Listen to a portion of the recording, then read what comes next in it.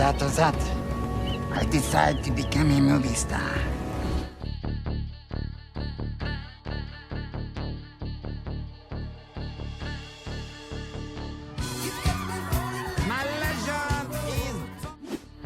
Peter Dinklage est un acteur et producteur de cinéma américain qui a accompli de nombreux travaux remarquables.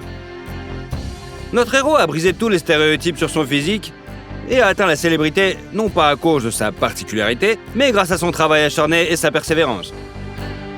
Dans cette vidéo, nous allons vous raconter la vie d'un petit acteur au grand talent. Mix Show présente Peter Dinklage. Comment vit Tyrion de Game of Thrones et combien gagne-t-il? Peter Hayden Dinklage est né le 11 juin 1969 à Morristown, dans le New Jersey, dans une famille ordinaire. Sa mère, Diane, travaillait comme professeur de musique dans une école primaire et son père, John Carl, comme agent d'assurance. Mais il était au chômage pendant de longs mois. Notre héros avait du sang allemand, irlandais et anglais dans les veines. Au moment de la naissance du Peter, la famille élevait déjà un fils, Jonathan. Dans sa petite enfance, le futur acteur a été diagnostiqué avec une mutation génétique rare, l'achondroplasie. Cette pathologie est un type de nanisme dans lequel la croissance des membres est ralentie.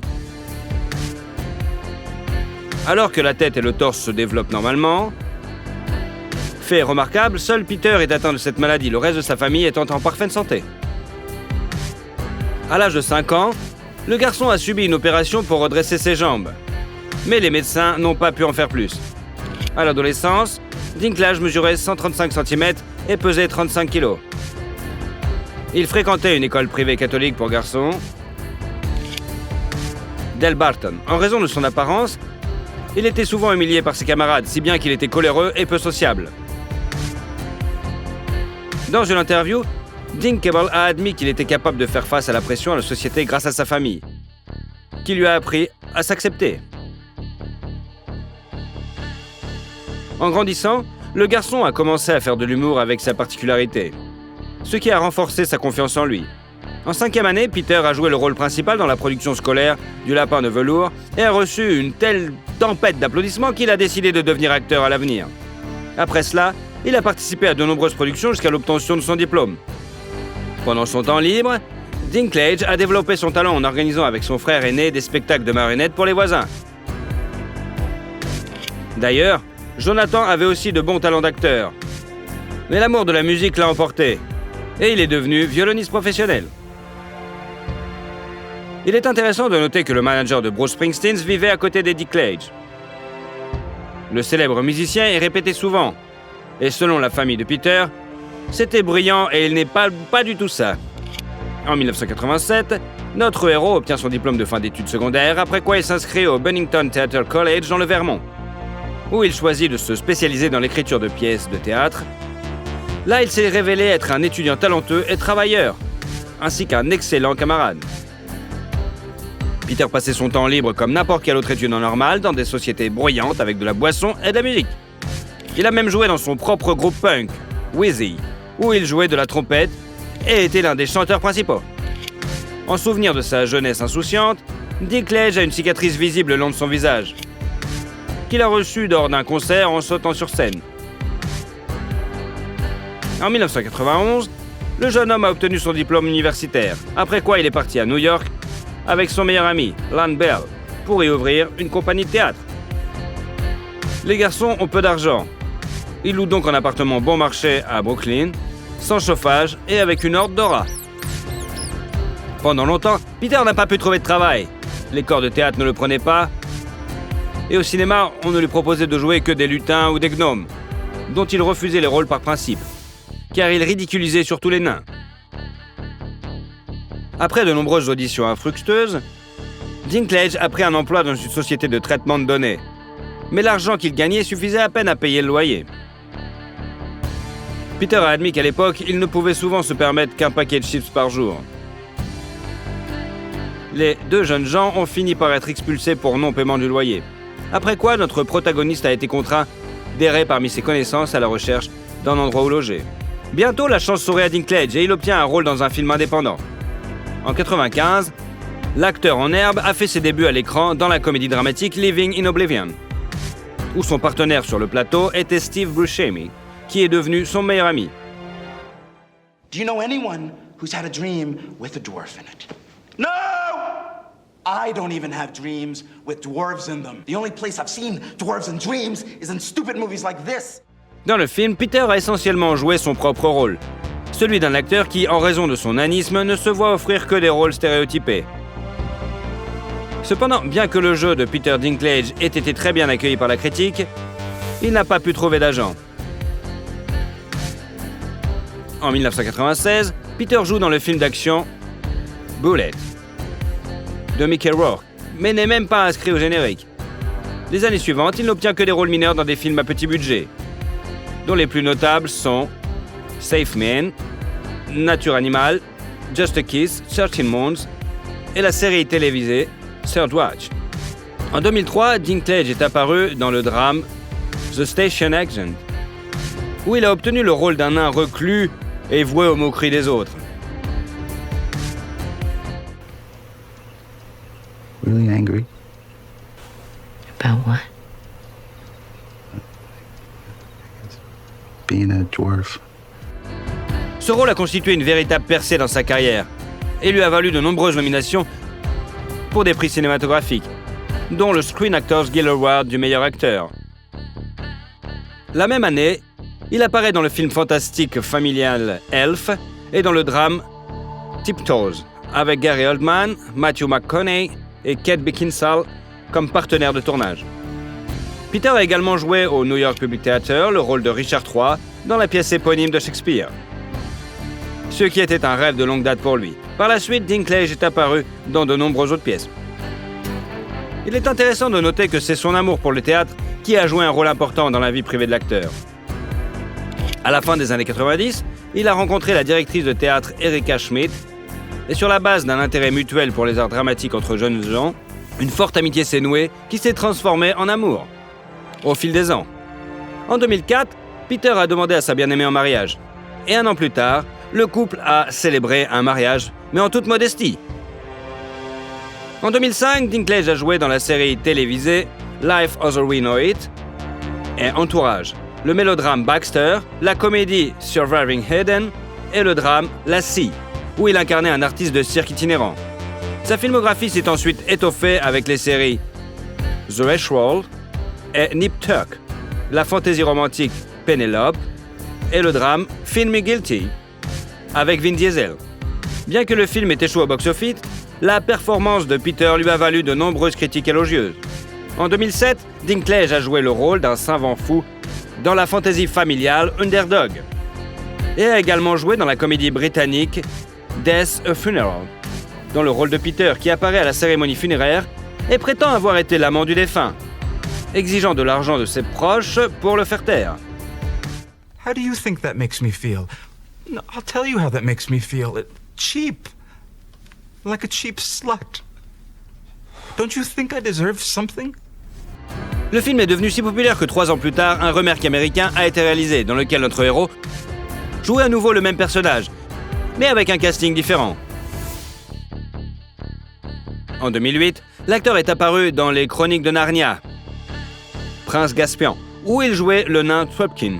Après la sortie du film, les critiques ont été unanimement déclarées que Dinklage n'avait pas réussi à éliminer l'image stéréotypée et lui-même a considéré sa participation à ce projet comme une grande déception.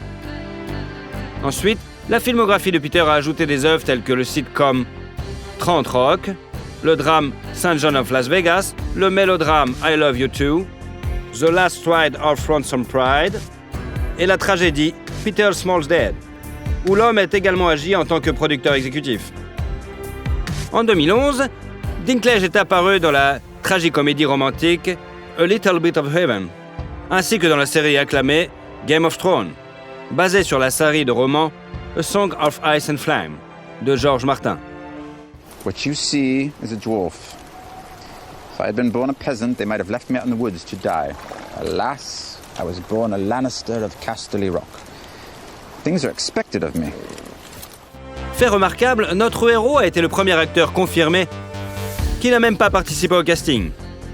Dans la série, Peter incarne Tyrion Lannister, surnommé le Lutin, qui mène une vie dissolue, on va dire. Après la première de la première saison, Dinklage est apparu sous la couverture de Rolling Stones. Le magazine Playboy l'a qualifié de beau sexy et la publication JQ lui a décerné le titre d'étalon de l'année. L'acteur lui-même est sceptique quant à ces titres car il ne croit pas qu'en réalité les femmes s'intéressent vraiment aux nains. Par la suite, il a eu 7 autres saisons de Game of Thrones, dans chacune desquelles Peter a continué à jouer jusqu'en 2019. Dans une interview, il a admis que lorsqu'il mettait la main sur un script, il commençait à le lire depuis la fin pour s'assurer que son personnage serait à la hauteur de la dernière série. Ce faisant, la popularité de son personnage n'a fait qu'augmenter au fil des saisons. Et il a fini par arriver en 2e position dans le classement des meilleurs personnages, derrière sa sœur à l'écran, Cersei. At some point, I want to hear how a Night's Watch recruit became king in the North. As long as you tell me how a Lannister became hand to Daenerys Targaryen. Long and plaited hair. To be honest, I was drunk for most of it. Par ailleurs, Lena Headey, qui a joué Cersei, est une amie de longue date de Peter. Et c'est lui qui a conseillé au réalisateur de l'inviter pour le rôle. Notamment parmi les acteurs de la série, notre héros est celui qui a reçu le plus de récompenses. 4 Emmy, Golden Globe, Saturn et le Screen Actor Guild Award. Et le New York Times a désigné Peter Dinklage comme l'un des 8 acteurs qui ont fait la télévision une forme d'art. Game of Thrones a été un projet de HBO le plus réussi de tous les temps et aussi le plus cher dans le genre fantastique. Selon certains rapports, les honoraires pour les 2 premières saisons de Peter étaient de $150 000 par épisode. Dans le 3 et le 4e, 300 000. Et dans le 5e et 6e, un demi-million. Et dans le dernier, 1,1 million par épisode. Ainsi, le revenu total Dinklage de tournage de la série a dépassé $30 millions. Parallèlement au tournage de Game of Thrones, l'acteur a été impliqué dans d'autres projets, prêtant sa voix aux personnages des films d'animation, Squad Continental Crack Up Partie 2, Ice L'Âge de Glace 4, Continental Drift, Rick and Mortimer et Angry Birds. Il a également prêté sa voix à Game of Thrones, dans le jeu vidéo bien sûr. En outre, Peter est apparu dans plusieurs films.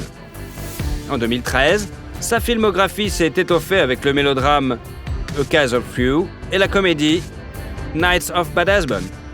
Et en 2014 avec les autres Low Down et The Hungriest Man in Brooklyn, ainsi que le film d'action fantastique X-Men, où il a incarné le scientifique maléfique Bolivar Trask. When you see the need for my program, it'll be too late. And you will have lost 2 wars in 1 lifetime. Il convient de noter que Dinklage voulait tellement jouer dans ce film qu'il a accepté le rôle sans même lire le scénario. Son jeu a été très bien accueilli par la critique. Il a été nommé pour le MTV Award du meilleur méchant. En 2015, Peter a joué dans le drame Taxi et la comédie de science-fiction Pixel, qui a été acclamé par la critique et nommé pour un anti-prix Golden Raspberry. En 2016, Dinklage a fondé Estuary Film avec son partenaire commercial David Ginsburg. La même année, la comédie The Boss s'ajoute à sa filmographie, suivie du film policier Rememory, le drame Three Christ et Three Billboards Outside Ebbing, Missouri. You 2 boyfriend or girlfriend? Early stages, you know? Is that right? We had a couple dates. Ce film a été très bien accueilli par la critique et les acteurs de l'équipe ont remporté de nombreux prix, dont 2 Oscars et 4 Golden Globes. Malgré le fait que Peter lui-même n'ait rien reçu pour son rôle, le public a noté son image comme l'une des plus mémorables. En 2018, l'acteur a joué dans le drame de science-fiction I Think We're All Alone Now et dans le film biographique My Dinner with a Ray, sur les derniers jours de l'acteur français Hervé Villechaize. Being famous is like being drunk, except the whole world is drunk with you. Dans ces 2 films, notre protagoniste a également joué dans le rôle de producteur. La même année, Dinklage est apparu dans le rôle d'un nain géant dans le film de super-héros Avengers, Infinity War, qui est devenu l'un des films les plus lucratifs de tous les temps. What happened here? You were supposed to protect us. Asgard was supposed to protect us. Asgard is destroyed. En 2019, Peter a fait un caméo dans la comédie Between Two Ferns, The Movie, et l'année suivante, il a joué le rôle principal dans le thriller I Care a Lot. Il a également prêté sa voix à l'un des personnages du film d'animation The Croods, A New Age. En 2021, Dinklage est apparu dans le rôle titre de la comédie musicale Cyrano, basée sur la pièce de théâtre du même nom, dont le scénario a été écrit par sa femme. Freak. Is that it? Have you exhausted your dictionary of scorn? Fait intéressant, il a littéralement supplié Erika pour ce rôle, car elle rêvait de chanter sur scène. Toutefois, contrairement à l'œuvre originale, l'inconvénient du personnage principal n'est pas un nez énorme, mais une petite taille. Peter a été nominé pour un Golden Globe pour sa brillante performance dans cette comédie musicale. Aujourd'hui, notre héros continue de participer activement à des films. La première de la comédie American Dreamer a eu lieu l'été 2022. Les tournages de She Came to Me, Toxic Avenger et Brother sont également terminés et sont en phase de tournage. The Hunger Games, The Ballad of Snake and Songbirds et bien sûr The Mercenary Pig. À ce jour, la fortune de Dinklage est estimée à 25 millions de $, ce qui inclut les redevances de films et les contrats publicitaires. En 2017, Peter a joué dans une publicité pour la marque de bière Estrella Damm et en 2018, il a rappé dans une publicité pour les chips Doritos et le soda Mountain Dew Ice aux côtés de Morgan Freeman. L'acteur a également fait la promotion de la technologie de mise en réseau intuitive de Cisco. Il est amusant que Dinklage, devenu célèbre, ait signé un contrat aussi sérieux, car au début de sa carrière, on ne lui a proposé que des rôles de lutin dans des publicités de Noël, qu'il refusait à chaque fois, bien sûr. La célébrité cache soigneusement sa vie privée au public. Peter ne fait pas de médias sociaux et se met très en colère lorsque les paparazzis suivent sa famille. On sait qu'en décembre 2011, sa femme a donné naissance à une fille, dont ils n'ont même pas divulgué le nom. Et en septembre 2017, la famille a eu un autre enfant dont le sexe et le nom sont également inconnus. Selon certains rapports, les enfants n'ont pas hérité de la maladie de leur père. Dinklage et sa famille ont longtemps vécu à Manhattan. On peut souvent le voir promener son chien ou faire de la trottinette. Il y a quelques années, le couple a déménagé dans une maison de campagne dotée d'un immense jardin que l'homme aime entretenir. Mais tout cela reste hors caméra et à l'abri des regards indiscrets des fans. L'acteur possède une Chrysler 300 qui a été spécialement conçue pour sa taille. Il coud également ses propres vêtements sur commande ou les achète dans des magasins pour enfants, ce qui est compréhensible. Depuis l'âge de 16 ans, Dinklage est végétarien. Lorsqu'il a dû manger de la viande sur le plateau de Game of Thrones, ils ont utilisé du tofu et tout simplement de faux produits au lieu de la vraie viande. Peter est également membre de plusieurs organisations de défense des droits des animaux. Il a déjà fait la voix de la vidéo Face Your Food au nom de PETA qui encourage la consommation de nourriture végétalienne pour des raisons éthiques. On a demandé à plusieurs reprises à l'acteur si, en tant que célébrité, il voulait représenter les intérêts des nains. Il a répondu que, même aujourd'hui, il n'arrive pas toujours à accepter sa particularité et qu'il serait donc hypocrite d'aider les gens à faire face à ce qu'il ne peut pas encore gérer lui-même. Cependant, il a utilisé sa popularité pour attirer l'attention sur un incident. En 2012, dans son discours lors de la cérémonie des Golden Globes, il a mentionné l'acteur nain Martin Anderson, qui a été jeté dans un bar néo-zélandais par un rugbyman ivre. À la suite de cette chute, Anderson a subi une blessure à la colonne vertébrale et a fini par mourir de ses blessures en 2016. Notre héros est devenu internationalement célèbre après la sortie de Game of Thrones, mais sa filmographie est pleine d'autres œuvres notables. Et vous, quel est votre film préféré de Peter Dinklage? Julia Roberts, comment vit Pretty Woman et ce qu'elle est devenue? La future icône des comédies romantiques est née le 28 octobre 1967 à Smyrna, en Géorgie. Julie Fiona est la troisième enfant de sa famille. Elle a un frère aîné, Eric Roberts, et une sœur, Lisa, qui a également choisi de poursuivre une carrière d'actrice. Tous les rejetons de la famille Roberts n'ont pas tourné sur le grand écran pour rien, car leurs parents ont également exercé une profession créative. Le père de la famille, Walter Grady Robert, était à la fois vendeur de matelas à eau, acteur et écrivain. Et la mère de Julia, Betty Lou, était secrétaire à l'église et actrice à temps partiel. Tous les deux dirigeaient une école d'art dramatique et étaient en grande difficulté financière au moment de l'arrivée du bébé. Par coïncidence, leur école était fréquentée par les enfants de Martin Luther King. Il avait payé la facture d'hospitalisation de la mère de Julia à l'hôpital en remerciement de l'attention qu'elle portait à ses héritiers. En 1971, alors que Julia a 4 ans, Betty Lou demande le divorce. L'année suivante, elle déménage et épouse le critique de théâtre Michael Mott, avec qui elle a une fille, Nancy. En 1983, ce mariage s'est également effondré. Betty a qualifié son second mariage de grosse erreur, car son mari n'aimait pas les enfants de son premier mariage et les maltraitait, même physiquement. Julia elle-même, à l'âge adulte, n'a jamais partagé publiquement les souvenirs d'une enfance difficile, par respect pour sa mère et sa demi-sœur. Mais le frère de l'actrice, Eric, révélera plus tard que son beau-père était un monstre et faisait de leur vie un vrai enfer. Après le second divorce de leur mère, les enfants ont dû travailler, et ils ont de nouveau eu des problèmes d'argent. Julia a été serveuse dans une pizzeria dès l'âge de 13 ans et a fréquenté le lycée Graffin et le collège Campbell. La future star se passionne pour la clarinette et participe à un concours de beauté locale, mais ne gagne jamais.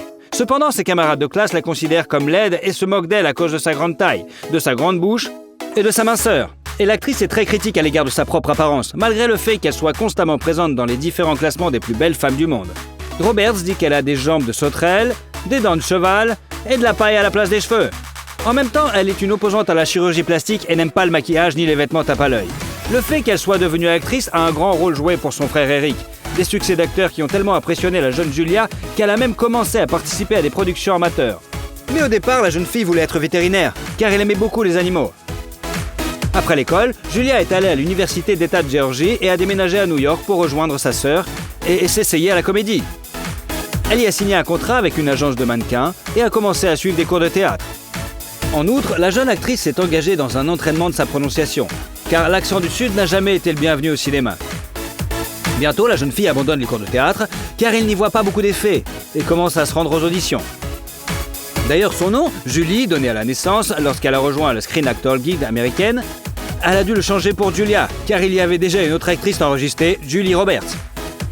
L'étape suivante vers le succès a été un voyage à Hollywood auprès de son frère, qui avait déjà joué avec succès dans des films. Mais là, la jeune actrice a connu une première déception sérieuse. L'industrie cinématographique américaine n'avait pas besoin d'une autre actrice de province, et même avec un sourire particulier. En 1987, elle n'a pu obtenir qu'un petit rôle dans la série télévisée Crime Story et dans le film Firehouse. La première fois, Julia a été aidée par son frère et l'a même invitée à jouer un petit rôle, celui de la sœur de son personnage, dans le film d'action Blue Red, qui est sorti 3 ans après le tournage. Mais il s'est plutôt vite lassé de garder sa sœur et lui a dit qu'il était temps pour elle de se remettre sur pied. Qui sait, peut-être que si elle n'avait pas reçu un coup de pied au cul, elle n'aurait pas eu autant de succès. Mais la jeune Julia l'a vécu comme une trahison et a même cessé de parler à son frère. Elle s'est ensuite vengée de lui en aidant son ex-femme dans sa bataille juridique, et les tabloïds disent encore que leur relation ne s'est vraiment jamais rétablie. Après avoir perdu son principal assistant dans la conquête du grand écran, Julia a continué à améliorer ses compétences d'actrice en s'inscrivant dans un studio de danse et en apprenant à jouer de différents instruments. Déjà, sans l'aide de son frère, l'actrice a joué dans la série télévisée Miami Vice, et pour ce rôle, elle a appris à jouer de la batterie et de la basse. Sur le tournage du projet, Julia a rencontré Liam Neeson, avec qui ils ont entamé une romance. Roberts avait 19 ans à l'époque et Liam 35 ans. Cette alliance n'a pas duré longtemps et le couple s'est vraiment rapidement séparé. La jeune fille ayant déclaré immédiatement après avoir commencé à vivre ensemble qu'elle n'était pas prête à fonder une famille et a immédiatement déménagé. Au cours de la même année 1988, l'actrice a été invitée à jouer un rôle dans la comédie Mystic Pizza, pour laquelle elle a dû teindre ses cheveux blonds en noir. Après cela, elle devient plus populaire et a reçu $50 000. Le rôle suivant de Julia Roberts dans le film Potin de femme, en 1989, a obligé les critiques et le public à parler d'elle comme l'une des actrices les plus prometteuses d'Amérique. My reception, ferns, dancing, tons of people, every pink flower west of the Mississippi, wedding cake in the dining room and the groom's cake. Dans ce film, Julia a joué un rôle mineur, mais vraiment mémorable, celui d'une jeune fille diabétique qui se prépare pour son mariage. Le film a été succès, rapportant 80 millions de dollars, et Roberts, pour son rôle, a reçu seulement 90 000 dollars. Un Golden Globe et une nomination pour un Oscar dans la catégorie meilleure actrice dans un second rôle. À propos, sur le plateau, Julia a rencontré un nouveau petit ami, Dylan McDermott, qui a demandé sa bien-aimée en mariage. Mais le mariage non plus n'a pas eu lieu. En 1990, Julia a participé au film L'expérience interdite, qui a remporté à l'actrice 500 000 dollars et un nouveau petit ami, Kiefer Sutherland, avec qui elle est même fiancée. L'acteur est à l'origine de la rupture de Julia avec son précédent petit ami. On leur prédit le mariage de l'année, mais au même moment, les tabloïds s'intéressent à Julia et à Jason Patric, un ami proche de Kiefer. Cependant, ce mariage n'était pas non plus destiné à avoir lieu, puisque la jeune fille a rompu ses fiançailles 3 jours avant la cérémonie, s'enfuyant avec l'ami du marié en Irlande, ce qui lui a valu le surnom de « mariée en fuite », qu'elle confirmera plus d'une fois en mettant brutalement fin à leur relation. Toujours en 1990, Julia Roberts a joué dans le film préféré de beaucoup de filles, Pretty Woman. Oh, honey. You know what's happened? I've got a runner in my pantyhose. I'm not wearing pantyhose. C'est l'une des comédies romantiques les plus célèbres et elle est devenue un classique intemporel. Le titre original du film était 3 000 $, parce que c'était le montant que le personnage principal avait négocié. Le personnage principal, Vivian, joué par Julia, était censé être une droguée et mourir d'une overdose à la fin du film dans un scénario, ou aller à Disneyland avec une petite amie dans une autre fin. Mais le réalisateur a retravaillé toutes les scènes sinistres et a ajouté une fin heureuse. Pendant la préparation du tournage, Julia était tout le temps avec Jerry Marshall, la femme du réalisateur qui dirigeait une clinique gratuite sur Hollywood Boulevard, afin d'apprendre à agir comme Vivian. Il est intéressant de noter que lors du tournage d'une scène intime avec Richard Gere, la jeune actrice était si nerveuse qu'une veine est apparue sur son front. Cela était visible dans le plan, si bien que le réalisateur et Gere ont dû masser le front de l'actrice. Et dans la scène où l'héroïne regarde de vieilles comédies, ils ont dû chatouiller les talons de Julia pour obtenir un véritable rire de l'actrice. Le chien de Julia, qui n'a pas apprécié la scène romantique entre sa maîtresse et Gere, y a tourné et aboyé. La scène a dû être reprise plusieurs fois. De plus, les acteurs avaient un emploi du temps super chargé et Roberts n'avait pas le temps de manger. À la fin, elle est tombée malade et s'est évanouie. C'est là que Marshall l'a encore aidée en donnant du ton à l'actrice. Autre fin amusante, l'affiche de Pretty Woman représente Julia uniquement de la tête et son corps appartient à une doublure. Apparemment, Roberts n'a pas eu le temps de faire les affiches. Pretty Woman a été un énorme succès dans le monde entier. Et bien que les critiques aient traité le film un peu froidement, il a rapporté aux États-Unis environ 180 millions de $, apportant à Roberts une deuxième nomination pour l'Oscar de la meilleure actrice et une deuxième statuette du Golden Globes. Les revenus de l'actrice pour le film se sont élevés à 300 000 $. Le succès de Roberts a fait d'elle une véritable star de cinéma et a augmenté ses honoraires. En 1991, l'année du thriller Les Nuits avec mon ennemi, pour la participation duquel elle a été payée 1 million de $, faisant de Julia, à 23 ans, la plus jeune actrice à avoir reçu un cachet à 7 chiffres. Listen, there's only one more thing I'm gonna ask. Only one thing I want to know. Do you have a name? La même année est sorti le film Le choix d'aimer, dans lequel Julia avait les cheveux longs et un cachet de 3 millions de $. Et le conte de Peter Pan, Hook, pour lequel l'actrice a été payée 7 millions de $. Puis l'actrice a eu une brève aventure avec James Foley. Les années suivantes, l'actrice a joué dans le film The Player et a apporté à Roberts un thriller de 8 millions de $, l'affaire Pélican. You mean you skipped class and ignored me for a week and now you're throwing it away? Let me see it. Don't laugh. It was ludicrous of me to think that I could solve it. Le personnage de Darby Shaw a été écrit spécialement pour Julia Roberts et elle a immédiatement accepté le rôle après avoir lu le livre. Dans le même 93, Julia a même proposé d'épouser le chanteur de country Lil Lovett, qu'elle n'avait rencontré que quelques semaines auparavant. Ce mariage a lieu, mais les amoureux ne vivent ensemble que de 2 ans, puis divorcent pacifiquement de sa propre initiative. L'œuvre suivante de l'actrice est le film d'action avec des éléments de mélodrame et de comédie Les Complices, en 1994. Il est intéressant de noter que dans le film, la protagoniste plaisante sur Sabrina. Le personnage de Roberts en disant qu'il a aimé l'article où elle incarne une prostituée, ce qui est une référence au film Pretty Woman. Au cours des années suivantes, Julia a joué dans les films Prêt-à-porter, Amour et mensonge, Tout le monde dit I love you, Michael Collins et Mary Walley, qui ont rapporté à l'actrice 8,5 millions d'euros. En 1996, Julia a participé à la célèbre série Friends, sur le tournage de laquelle elle a entamé une relation avec Matthew Perry. Mais comme l'acteur prenait des drogues, ce qui était inacceptable pour Julia, ils se sont rapidement séparés. Excuse me. Is your name Chandler? Yes, it is. Chandler Bing. Do you know me, or are you just really good at this game? I'm Susie Moss. Julia a vite retrouvé l'amour en la personne de l'acteur de Daniel Day-Lewis, avec qui elle allait jouer Shakespeare in Love.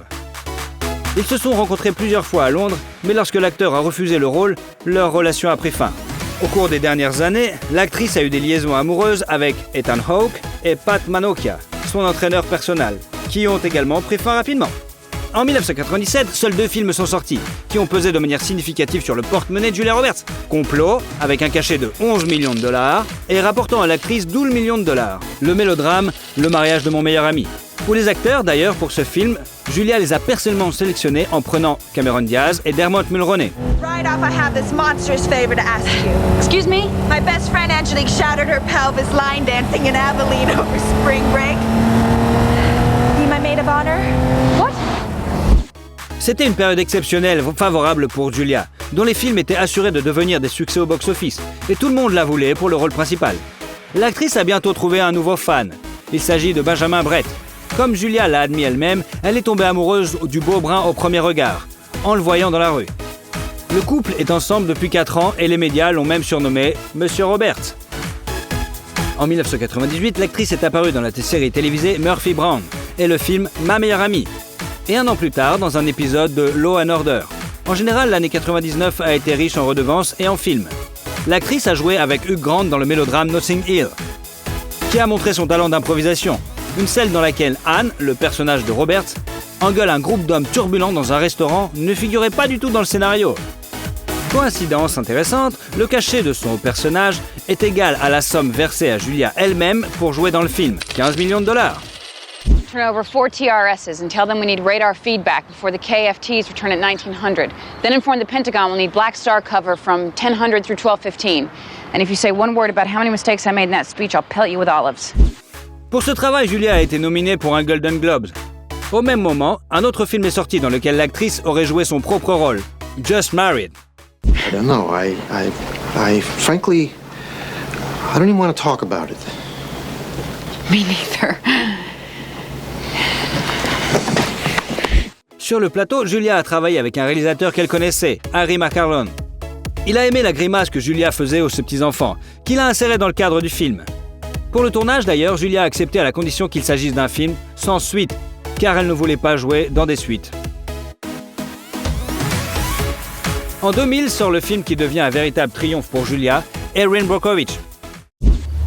I'm doing this for us. I know it's hard for you to understand, but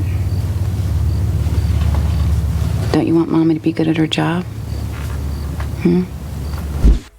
Ce film a non seulement été un succès au box-office, mais a également valu à l'actrice un Oscar, un BAFTA et un 3e Golden Globe Awards, ainsi que le Screen Actor Guild. Un cachet sans précédent à l'époque, 20 millions de dollars, faisant de Julia la première actrice à franchir la barre des 20 millions. D'ailleurs, Julia est gauchère, ce qui n'est pas le cas de son personnage. L'actrice a donc eu quelques difficultés sur le plateau, par exemple pour la signature des papiers. On sait que lors de la cérémonie des Oscars, l'actrice est apparue en une des robes les plus chères de l'événement, qui a coûté près de 100 millions. L'année suivante, sur le tournage de Le Mexicain, Julia rencontre son futur mari, Daniel Moder, un directeur de la photographie alors marié. Julia a été payée 5 millions de dollars pour le film. Suivent Ocean's 11 avec un cachet de 10 millions. You're 30 seconds late. I was about to send out a search. Hello, Tess. What are you doing here? Et Couple de stars, dans lequel Julia a abandonné le rôle principal au profit d'un mineur. Mais cela ne l'a pas empêché de gagner 15 millions de dollars. En 2002, Moder et Roberts se sont mariés. Ce qui a surpris tout le monde. Il a même été dit que Roberts a payé une somme importante à l'ex-femme de Daniel pour qu'elle accepte d'accélérer le processus de divorce. On sait peu de choses sur la cérémonie de mariage. Julia portait une robe au contour rose et Moder une chemise jabot. L'actrice a ensuite admis qu'elle et Danny s'étaient fait tatouer les initiales de l'autre peu avant leur mariage, mais que les lettres avaient été placées là où personne ne les verrait jamais. Le couple s'est ensuite installé dans une luxueuse demeure de Malibu d'une valeur de 9,5 millions de dollars, dotée d'un court de tennis. La même année, Julia a joué dans le film Full Frontal, The Great Champ, et dans le premier film de George Clooney, Confession d'un homme dangereux, dans lequel l'actrice a accepté de jouer par amitié pour la somme symbolique de 250 000 dollars. Le film suivant est sorti en 2003 et a rapporté à l'actrice pas moins de 25 millions de dollars. Le drame, Le sourire de Mona Lisa. Joe. Hello. How are you? Great. Thank you so much for this. You're a pal. It's a pleasure. Your timing is perfect. Puis vient la suite d'Ocean 12 qui enrichit Roberts de 5 millions. Is call Marcus and have him get a hold of Louise so we Okay. can make arrangements to send someone down there to get it. He's home now, right? Oh, Marcus. I need to talk to Marcus. D'ailleurs, pendant le tournage du film, l'actrice était enceinte de jumeaux, suivi par le film Closer, avec un cachet de 20 millions de dollars. Toujours en 2004, Julia a donné naissance à un garçon, Finn Walter, et une fille, Hazel Patrichou. L'actrice a été prévenue par les médecins qu'en raison d'une mauvaise coagulation du sein, le risque de décès lors de l'accouchement était plutôt élevé. L'accouchement était encore prématuré, mais heureusement, il n'y a eu aucun problème. En 2006, Julia a conclu un accord avec le célèbre designer Gianfranco Ferré et a joué dans sa publicité pour une nouvelle collection de lunettes de soleil. L'actrice a été payée 5 millions de dollars pour cela. Après une courte pause en 2006, Julia a prêté sa voix au film d'animation Le Petit Monde de Charlotte. Et Lucas a fourmi malgré lui. Ses films suivants ont été De la guerre selon Charlie Wilson, pour lequel elle a été nominée pour un Golden Globes, et Fireflies in the Garden, tourné par Daniel, le mari de Julia. Dans ce film, Julia jouait la mère du personnage de Ryan Reynolds, bien qu'en réalité, elle n'ait que 9 ans de plus que son fils à l'écran. Mais la grossesse à l'écran était réelle, et bientôt la famille eut un jeune fils, Henry. Mais l'actrice s'est reposée pendant une courte période, et en 2009, elle est déjà sur les rangs jouant dans Duplicity avec un salaire de 15 millions de dollars. Et un an plus tard, dans Valentine's Day, qui a rapporté 3 millions de plus à l'actrice. La même année est sorti un autre best-seller, le mélodrame biographique Mange, Prie, Aime. I just spent some time in Rome and I came here feeling so great. Now here I am at the source and I feel more disconnected than ever. Les droits de l'adaptation cinématographique du roman du même nom, Roberts les a achetés elle-même et y jouait un rôle majeur. D'ailleurs, après le tournage, dans une interview, l'actrice a admis qu'elle est hindoue, comme son mari, et que toute la famille se rend périodiquement dans des temples hindous. La même année, une publicité pour la marque de café Lavazza mettant en scène Julia a été diffusée. L'actrice a été payée 1,2 million d'euros pour un rôle sans parole dans la vidéo de 45 secondes. Au même moment, Roberts a annoncé comme le visage de la marque Lancôme. L'actrice s'est vue offrir un contrat unique pour la compagnie, 5 ans de coopération et 50 millions de dollars. L'année suivante, l'actrice a joué dans la comédie romantique Amour, mariage et petit tracas et a joué dans le film de Tom Hanks Il n'est jamais trop tard. En 2012, elle a incarné la méchante reine dans le film fantastique familial Blanche-Neige. Bread is meat. Less is more. Blah, blah, blah. Commoners love a good metaphor. Just go sell it. Bread is meat. Au départ, Julia, comme elle l'a dit dans une interview, était à 1000% contre ce film et considérait que le tourner était une idée terrible. Mais après une rencontre avec le réal, elle a changé d'avis. L'actrice a déclaré que ses costumes étaient très lourds et qu'ils étaient trop difficiles à bouger. Elle s'est même froissé un muscle en se retournant trop rapidement et le tournage a dû être suspendu. De plus, les enfants de l'actrice se cachaient sous les volumineuses robes de Lobal. Mais entre deux prises, Julia a décidé de les emmener pour qu'ils n'entendent pas le discours de son personnage et ne soient surtout pas effrayés. Les enfants, bien qu'intéressés, n'ont pas eu droit au film tout de suite, afin que l'image de leur mère ne leur déplaise pas. D'ailleurs, la transformation de Julia en vieille sorcière, à la pomme empoisonnée, est restée un secret bien gardé jusqu'à la sortie du film. À cette époque, une tragédie survient dans la famille de l'actrice. Nancy, la sœur de Julia, meurt. La cause de la mort a été appelée abus de drogue. Et à côté du corps a été trouvée une note de suicide, dans laquelle Nancy, sur 3 pages, a décrit sa relation avec sa demi-sœur et accuse Julia d'être la cause du suicide. Elle reprochait à la belle-sœur le traumatisme mental qu'elle avait causé en se moquant de sa sœur à cause de son surpoids. En 2013, Julia a rejoint le programme caritatif de Gucci, qui se concentrait sur le problème de la fumée nocive respirée en cuisinant. L'actrice prévoit de remplacer les cuisinières défectueuses par des cuisinières en état de marche dans les régions pauvres d'Afrique. Un an plus tard, Julia devient le visage de Givenchy, apparaissant dans une nouvelle image peu familière. Forte et résolue, sans style et presque sans maquillage. D'ailleurs, l'actrice préfère s'allonger pour se maquiller car elle estime que le résultat est plus naturel. Au cours des années suivantes, l'actrice a joué dans Août, un été à Osage Country, Normal Hair, Aux yeux de tous, Money Monster, Joyeuse fête des mères, qui a rapporté $3 millions à Julia, et le drame familial Wonder, avec un cachet de $6 millions. Open your eyes. No! You finished your thesis? Let's get drunk. En 2018, l'actrice a participé à la série Homecoming, pour laquelle elle a reçu $6 000 supplémentaires, et au drame Ben is Back.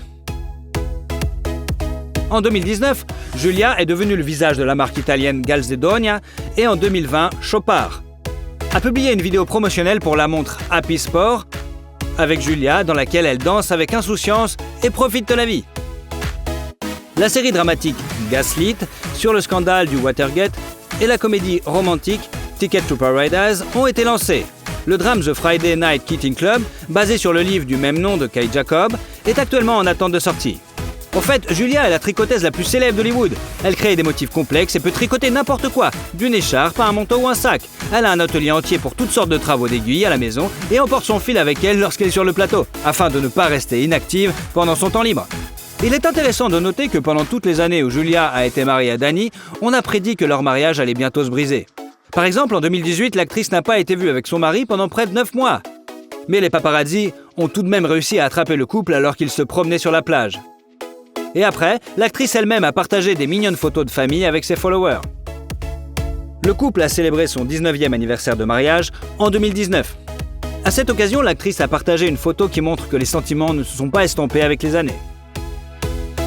L'actrice de 54 ans joue moins ces derniers temps et a même déclaré qu'en raison de son expérience de la vie, elle ne tournera plus de films romantiques. Elle passe beaucoup de temps avec ses proches dans un ranch au Nouveau-Mexique, où se trouve une maison de 750 mètres carrés. Julia possède une petite ferme où elle élève des poulets et ne propose que des fruits et légumes biologiques sur sa table. La star s'occupe également du jardin et sait même conduire un tracteur. La star souligne que sa famille passe avant tout. La famille essaie de protéger autant que possible ses enfants des journalistes. Cette année, les jumeaux ont eu 17 ans et en l'honneur de cet événement, les heureux parents ont partagé des photos rares de leurs enfants. Aujourd'hui, le capital de Julia Roberts est de $250 millions. Et chaque année, elle gagne de 20 à 30 millions dans les films et la publicité. Le célèbre sourire de l'actrice serait assuré pour 30 millions. L'actrice préfère investir l'argent dans l'immobilier. À différentes époques, elle a acheté plusieurs maisons, une à Hawaï. L'une d'elles a été vendue avec une remise de 50% pour $16,2 millions. Une autre, avec vue sur l'océan Pacifique, a également été vendue pour 17 millions. Une autre de ces maisons, blanche comme neige, auquel Julia a décidé de dire adieu, située à Manhattan, une propriété de 609 mètres carrés, avec vue sur la ville de New York, s'est vendue pour $4,5 millions. Julia possède également une maison à Malibu, qu'elle loue pour $10 500 par mois. À l'intérieur, les murs et les plafonds en bois sont peints en blanc, ce qui, avec les grandes fenêtres, crée une sensation d'espace. Et l'actrice a vendu une autre maison dans un style ranch confortable pour $8 millions. En 2020, l'actrice a acheté une maison de 5 étages à San Francisco, construite en 1907 et rénovée. Le manoir comprend 5 chambres, 4 salles de bain, un bureau, une cuisine moderne, une salle à manger et plusieurs coins salons. Il y a quelques années, Julia a acheté une maison avec un skatepark pour ses enfants à côté de leur manoir principal de Malibu. La célébrité possède également une Mercedes GL 320 CDI et une Toyota hybride. Et l'année dernière, une Rolls-Royce de 33 ans, qui appartenait à l'actrice, a été mise en vente au Kazakhstan. Le fait que Julia Roberts soit propriétaire de la voiture a fait grimper son prix jusqu'à $7 millions, alors qu'elle n'en valait pas plus que 2. Aujourd'hui, la popularité de Julia ainsi que le montant des redevances ne faiblit pas. Elle est toujours demandée, bien qu'elle n'essaie pas de tourner trop souvent. Alors, aimez-vous Pretty Woman, Julia Roberts ? Et surtout, si vous aimez la vidéo, mettez un like. Et comme ça, vous suivrez toutes nos autres vidéos. Allez, à bientôt !